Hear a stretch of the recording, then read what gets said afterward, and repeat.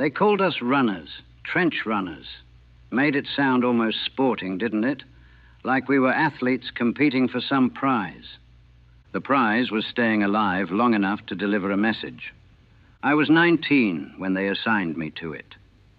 Spring of 1918. I'd been in France since 16, survived the Somme, somehow made it through Passchendaele. I was small, quick on my feet. That's what they looked for. Small targets move fast. My sergeant, old Reynolds, though he couldn't have been more than 30, he pulled me aside one morning. "You've got good luck, Morrison," he said, "and we need lucky men for this job." He didn't mention that most runners didn't last more than a few weeks. Didn't need to. We all knew. The work was simple enough on paper. Headquarters sends a message, you run it to the forward positions. Forward positions need to report back, you run it to HQ. Telephone wires got cut by shell fire constantly. Radio equipment was too bulky, too unreliable. So they needed us. Human carrier pigeons, really. Except pigeons could fly over the bullets. I remember my first run like it was yesterday. Nothing dramatic, just delivering revised artillery coordinates to a captain in the support trench. 300 yards. Might as well have been 3 miles. My hands shook so badly I could barely read the paper. But I made it there and back. Got a nod from Reynolds. See? Lucky. I ran messages for 4 months. March through June of 1918. The Germans were pushing hard in their spring offensive, and then we pushed back. Messages flew constantly. Coordinates, casualty reports, ammunition requests, attack orders. I delivered 137 messages. I counted every single one. I'm still counting them now, 60 years later. Still running those trenches in my sleep. Late May, 1918. The Germans had taken Chateau Thierry, and we were scrambling to hold the line along the Marne. That's when the running got bad, really bad. The shelling started before dawn, not the usual harassment fire. This was different, systematic. Walking barrages that moved like a living thing, chewing up the earth. I was in the battalion command post, a reinforced dugout 30 feet below ground, when the first message came through. "Morrison, front line needs reinforcement confirmation. Go." I grabbed the paper, sealed in its leather pouch, and climbed. The ladder seemed longer that morning. Every rung took me closer to the noise.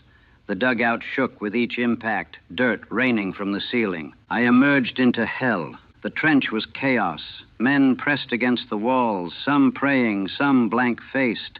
Smoke everywhere, thick, choking, the smell of cordite and worse. A shell had collapsed a section about 50 yards east. Bodies half buried in the debris. "Make way, runner coming through." They pressed back as I started moving. You develop a rhythm as a runner.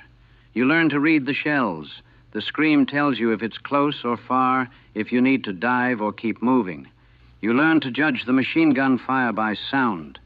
You learn where the traverse bays are, where you can catch your breath. But you never learn to ignore the fear. It's always there, crawling up your spine.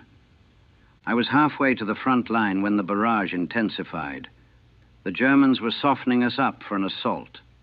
Everyone knew what that meant. I had maybe 10 minutes to deliver this message before they came over. I ran faster. The communication trench zigzagged, designed that way so a shell couldn't enfilade the whole length. But it meant you couldn't see what was ahead.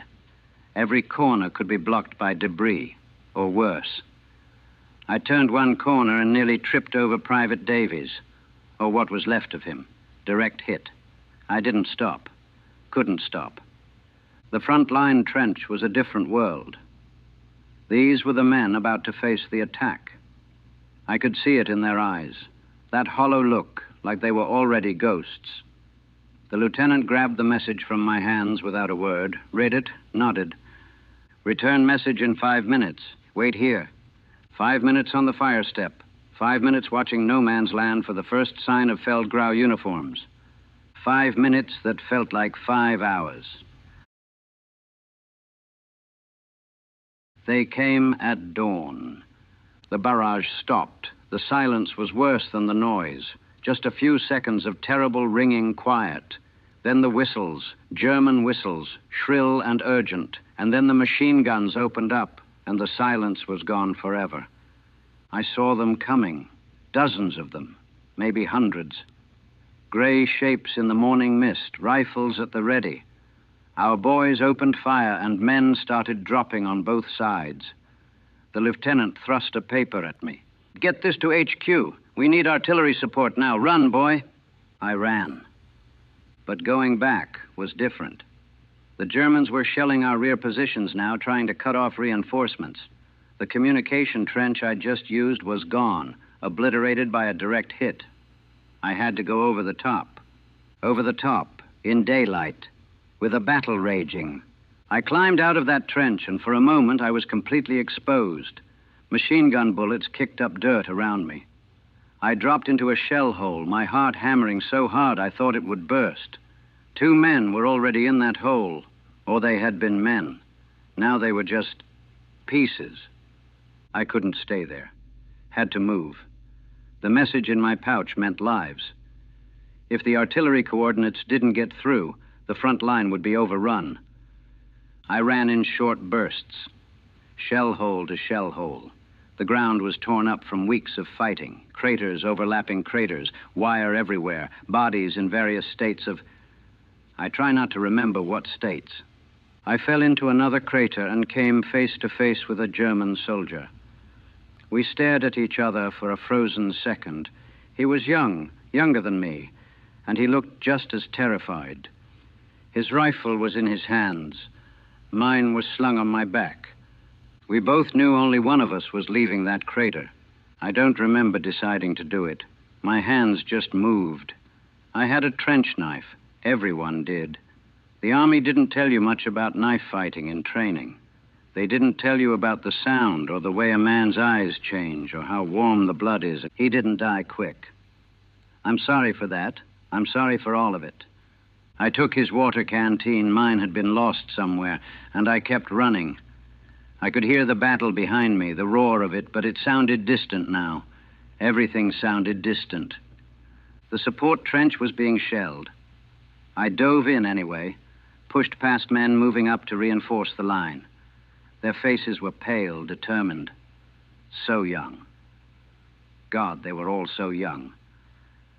I found the communication trench to HQ, ran harder. My lungs were burning, my legs shaking, but I ran. The message pouch slapped against my chest with every step. I made it to the command post, practically fell down the ladder. Thrust the message at the duty officer. He read it, shouted orders. Within minutes, our artillery opened up on the German positions. I'd done my job. I'd gotten through. The German boy in the crater hadn't stopped me. I still see his face every single night. After that first run during the battle, they all blurred together. I ran 14 messages in the next 6 hours, 14 times over that torn-up ground. You'd think it would get easier. It didn't. Each time was like the first time. The same fear, the same certainty you wouldn't make it back. But you keep going, because if you don't, men die. If you don't, the lieutenant doesn't get his artillery support, or the captain doesn't know the flank is collapsing, or headquarters doesn't learn that poison gas is drifting toward the aid station. You run because that's what you do. I saw Jimmy Fletcher get hit on his run. We passed each other in a communication trench, both of us sprinting opposite directions. He grinned at me, actually grinned, and said, "Race you back." That was Jimmy, always joking, even there. He made it maybe 50 yards before a shell landed close. The concussion threw him against the trench wall. I heard him calling out, but I had my message to deliver. By the time I came back through, they'd already carried him away. He lived for 3 hours in the aid station, they told me later. Never regained consciousness. They assigned another runner to replace him the next day. Kid from London couldn't have been 18. Gave him Jimmy's route. He lasted 2 days. Then there was Peters and Williams and a Scottish lad whose name I never learned because he was killed on his first run before anyone thought to introduce us properly. We didn't make friends among the runners. What was the point? The battle raged for days. We held the line, but barely. The messages never stopped coming. My boots wore through. My uniform was more mud than cloth. I stopped feeling hungry, stopped feeling tired, just kept running, kept counting. 17, 18, 23, 31. Sometimes I'd deliver a message calling for reinforcements to a position, then 3 hours later deliver casualty reports from that same position. Names I recognized, men I'd seen that morning, now just entries on a list. The numbers stopped meaning anything. Casualty figures, grid coordinates, shell counts. Just numbers and letters on paper, slick with my sweat, sometimes splattered with someone's blood. Just keep running. That's all there was. Keep running or die trying. Most of us died trying. June 4th, 1918. That was the day I broke, not physically. I was still running, still delivering messages. But something inside me snapped clean through, and I've never been able to fix it. The message was routine. Artillery adjustment coordinates to the forward observers. Simple run. I'd done it dozens of times. I climbed out of the command dugout into a relatively quiet afternoon. Just sporadic shelling, nothing concentrated. I was in the communication trench when I heard it. A child crying. That stopped me cold. There couldn't be a child here. We were miles from any village, and those had been evacuated months ago. But I heard it clear as day. A little boy sobbing, calling for his mother. I followed the sound, turned a corner into a traverse bay and found him. Not a child. Private Cooper. Couldn't have been more than 19. He was sitting in the mud, knees drawn up, crying like a baby. His rifle lay beside him. He'd taken off his helmet and he was pulling at his hair, rocking back and forth. "Make it stop," he kept saying. "Make it stop, make it stop, make it stop." I should have kept going. I had a message to deliver. But I crouched down next to him instead. "Cooper, you've got to... I can't," he screamed it. "I can't do it anymore. I can't. I can't. I can't." I understood. God help me. I understood completely.